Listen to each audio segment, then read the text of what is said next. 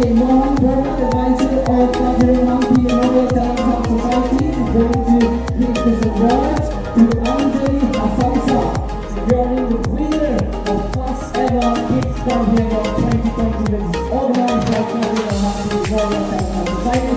Can we have a big hand for Anjaly Hasamsa?